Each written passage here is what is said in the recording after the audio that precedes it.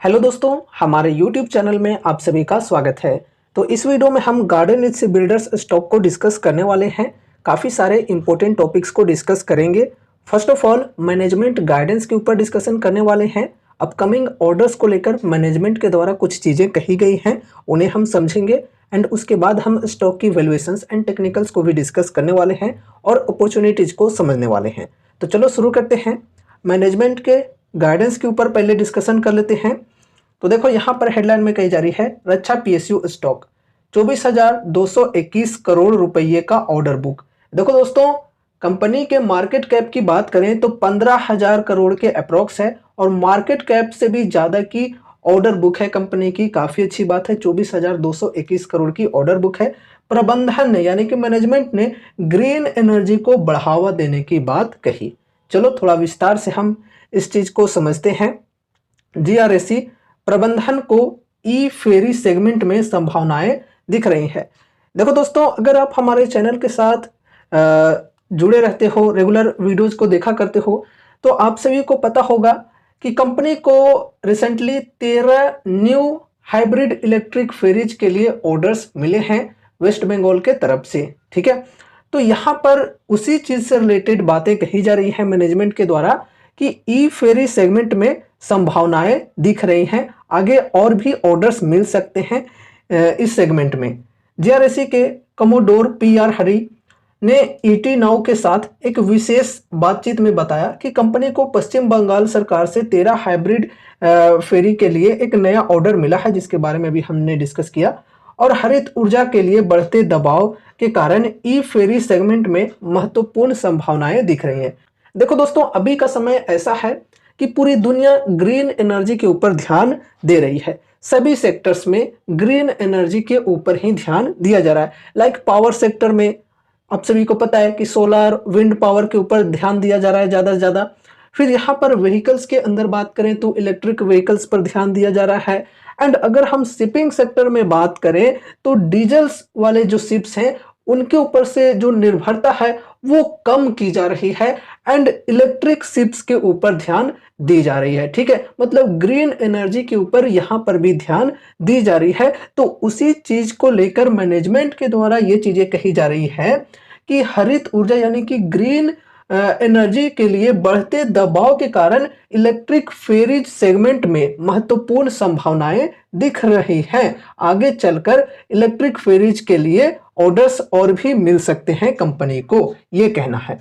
उन्होंने भारत और अंतर्राष्ट्रीय स्तर पर हरित ऊर्जा क्षेत्र में अवसरों पर प्रकाश डाला। उन्होंने कहा कि जीआरएसी ने वाणिज्यिक जहाज निर्माण क्षेत्र में भी कदम रखा, यानी कि कॉमर्शियल शिप बिल्डिंग में भी कदम रखा है, जो कि काफी अच्छी बात है। तो यहां से भी ऑर्डर्स मिल सकते हैं और वित्तीय वर्ष के अंत तक इस क्षेत्र में 3 और अनुबंध हासिल करने की उम्मीद है। देखो दोस्तों, इस फाइनेंशियल ईयर के एंड तक कही ये जा रही है कि 3 और यहां पर कंपनी को प्रोजेक्ट्स मिल सकते हैं, ऑर्डर्स मिल सकते हैं, ये कॉमर्शियल शिप बिल्डिंग के लिए। ठीक है, बहुत ही अच्छी बात है। उन्होंने कहा कि कंपनी को उम्मीद है कि परियोजना 17 को वित्त वर्ष 2026 के मध्य तक पूरा कर लिया जाएगा और वर्तमान में क्षमता की कोई सीमा नहीं है। तो मैनेजमेंट के द्वारा काफी अच्छी अच्छी चीजें कही जा रही हैं एंड मोस्ट इंपोर्टेंट बात यहां पर यह चीजें कही गई है कि इलेक्ट्रिक फेरीज में यहां पर आगे चलकर और भी बेहतरीन प्रकार से कंपनी को ऑर्डर्स मिल सकते हैं एंड इस फाइनेंशियल ईयर के एंड तक कंपनी को 3 और ऑर्डर्स मिलने की उम्मीद है। ठीक है, इस फाइनेंशियल ईयर के एंड तक। अब चलो यहां पर हम वैल्यूएशन को थोड़ा समझते हैं। देखो, स्टॉक पी की अगर हम बात करें तो स्टॉक पी है 40.9 की, इंडस्ट्री पी है 59.8 की। तो इंडस्ट्री पी के कंपैरिजन में स्टॉक की पी कम है। अगर हम मीडियन पी की बात करें तो 5 इयर्स की मीडियन पी है 16.1 की। तो मीडियन पी के कंपैरिजन में देखा जाए तो स्टॉक की जो पी है ये काफी ज्यादा है। ठीक है, लगभग 5 गुना है। एंड उसके बाद यहाँ पर पीज रेशियो हल्की सी ये भी ज्यादा है, 1.61 की है। तो ओवरऑल वैल्यूएशन की बात करें तो वैल्यूएशन फिलहाल थोड़ी एक्सपेंसिव है, लेकिन अगर यहाँ पर हम कोचिन शिपयार्ड से अगर कंपेयर करें तो कोचिन शिपयार्ड के मुकाबले में यहाँ पर जो वैल्यूएशन है ये कुछ बढ़िया है। ठीक है, कोचिन शिपयार्ड के कंपैरिजन में। एंड यहाँ पर अगर हम डिस्काउंट्स की बात करें तो डिस्काउंट्स यहाँ पर बढ़िया मिल रही है। 52 वीक हाई के लेवल से देखें तो तकरीबन 50-51% की डिस्काउंट पर फिलहाल स्टॉक अवेलेबल है। सपोर्ट के लेवल पर है, यहाँ पर सपोर्ट है 1371 की, इसी सपोर्ट पर है फिलहाल स्टॉक। तो अगर कोई लॉन्ग टर्म के लिए यहाँ पर देखना चाहते हैं तो कंपनी अच्छी है, फंडामेंटली स्ट्रांग है, लेकिन स्मॉल कैप है तो उस हिसाब से रिस्क भी यहाँ पर काफ़ी ज़्यादा है।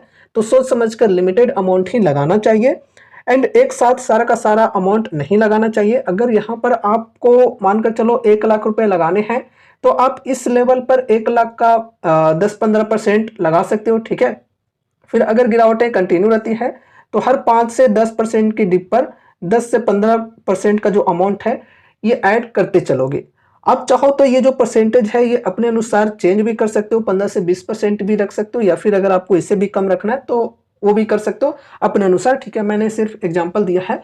तो कहने का मतलब ये है कि एसआईपी की शुरुआत यहाँ पर की जा सकती है इस लेवल पर। मार्जिन ऑफ सेफ्टी के हिसाब से डिस्काउंट बढ़िया मिल रही है, बल्क में बाइंग करना काफ़ी रिस्की हो सकता है। बाकी कंपनी बढ़िया है, इनके फंडामेंटल्स एंड फाइनेंशियल्स की बात करें तो बहुत ही अच्छी हमें देखने को मिल जाती है, ठीक है।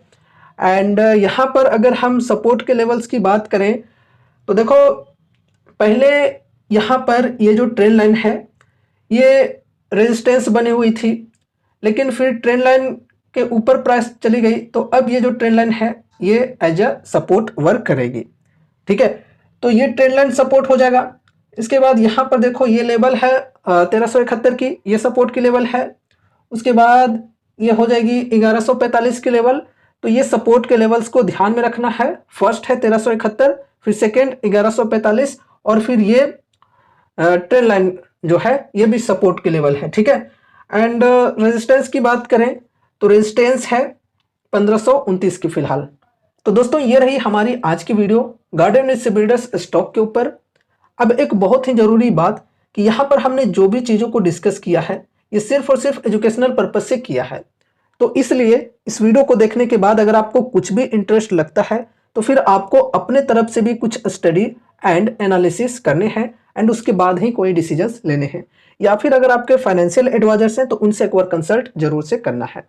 तो मुझे उम्मीद है कि इस वीडियो के माध्यम से आपको कुछ यूजफुल इन्फॉर्मेशन मिले होंगे। तो वीडियो को लाइक करके चैनल को सब्सक्राइब कर देना और मिलते हैं अगले नए वीडियोज के साथ। तब तक के लिए बाय बाय।